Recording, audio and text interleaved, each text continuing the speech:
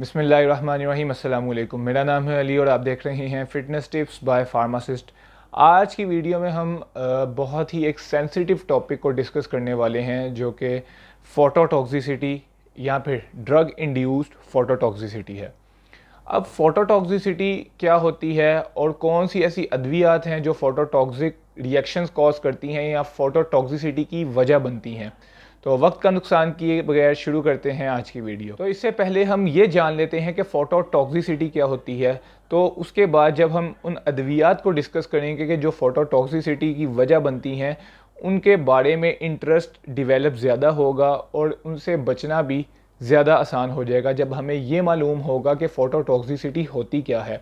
तो फ़ोटोटॉक्सिसिटी बेसिकली नाम से ही ज़ाहिर है, फ़ोटो जिसका मतलब है लाइट, टॉक्सिसिटी यानी कि आपके जिस्म का कोई एरिया या स्पेसिफिक पार्ट डैमेज हो जाना। लाइट की मौजूदगी या लाइट की वजह से आपके जिस्म का कोई हिस्सा डैमेज हो जाना या उस पर कोई रिएक्शन हो जाना, वो कहलाता है फोटोटॉक्सिसिटी। यहाँ पर लाइट से मुराद है नेचुरल सनलाइट, जो कुदरती सूरज की रोशनी है।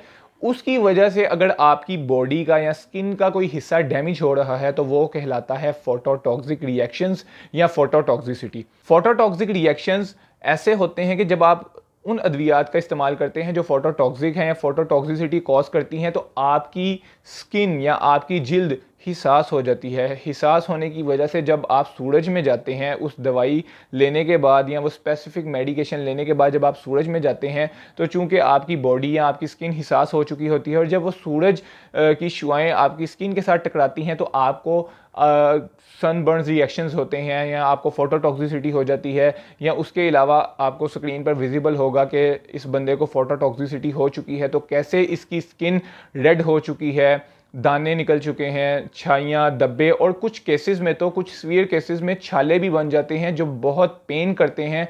और आप अगर हल्का सा भी टच करें तो बहुत पेन फील होती है और फिर उसके लिए आपको डिफरेंट अदर मेडिकेशंस पे जाना पड़ता है। तो इस वजह से मैं आज आपके साथ वो अद्वियात का ग्रुप शेयर करने वाला हूँ जो फोटोटॉक्सिसिटी कॉज करती हैं या जिसकी वजह से आपकी स्किन हिसास हो जाती है और जब सूरज के सामने आप जाते हैं तो ये फोटोटॉक्सिक रिएक्शंस होते हैं। तो जो पहला ग्रुप है अद्वियात का वो है एंटी कैंसर ड्रग्स। ये जितनी भी कीमोथेरेपी की हैं, ये जो कैंसर के पेशेंट्स हैं उनको कीमोथेरेपी का सेशन दिया जाता है।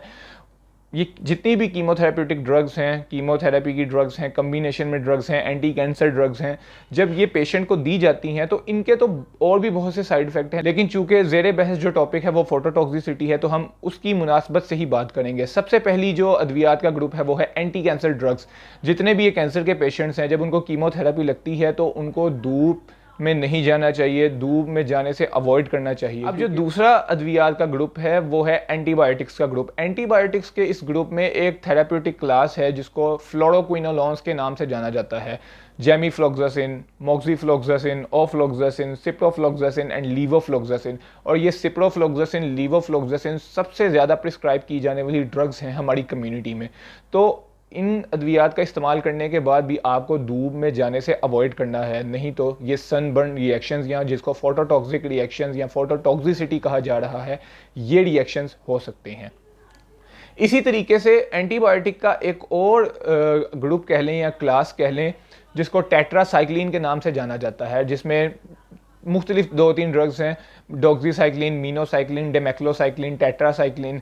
अब इनका इस्तेमाल तो खैर बहुत कम है चूँकि इनमें रेजिस्टेंस बहुत आ चुकी है, लेकिन ये अद्वियात की क्लास भी फोटोटॉक्सिक है या फोटोटॉक्सिसिटी इंड्यूस करवाती है। अब जो आखिरी और चौथा ग्रुप है वो है एंटी हिस्टामीन या एंटी हिस्टामिनर्जिक ड्रग्स का, जिसको एलर्जी के लिए इस्तेमाल किया जाता है। अब एंटी हिस्टामीन की जो ये ड्रग्स हैं इनकी 2 जनरेशन हैं, पहली फर्स्ट जनरेशन, दूसरी सेकंड जनरेशन। फर्स्ट जनरेशन और सेकंड जनरेशन में ये फ़र्क है कि फ़र्स्ट जनरेशन सेडेशन कॉज करती है, गुनूदगी आती है, आपको कॉल्मिंग प्रॉपर्टीज़ मिलती हैं, आप रिलैक्स फील करते हैं, जबकि जो सेकंड जनरेशन है उसमें ऐसा कुछ नहीं है, वो सिर्फ एलर्जी के लिए ही इस्तेमाल होती है। लेकिन सेकंड जनरेशन में भी एक ड्रग ऐसी है सिट्रेजिन जो थोड़ी सी गनूदगी दिलाती है या जिसका बहुत कम पोटेंशियल है सेडेशन कॉज करने का।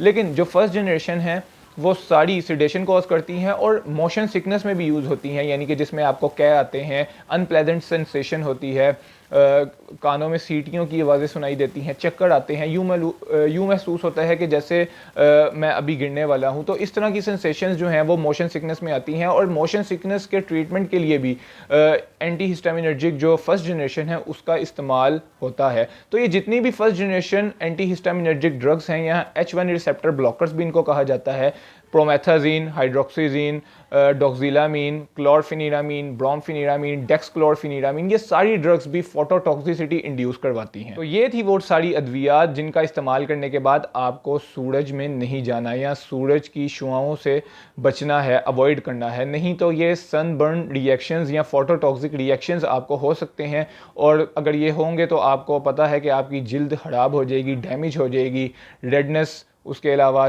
छाइयाँ, धब्बे, छाले बन जाएंगे और ये बहुत ही पेन कॉज करेंगे। उसकी वजह से आपको इनके ट्रीटमेंट के लिए मुख्तलिफ अद्वियात लेनी पड़ेंगी। तो इस वजह से बेहतर यही है कि जितना मैक्सिमम पॉसिबल हो सके आप इन अद्वियात के इस्तेमाल के बाद धूप में जाने से अवॉइड करें।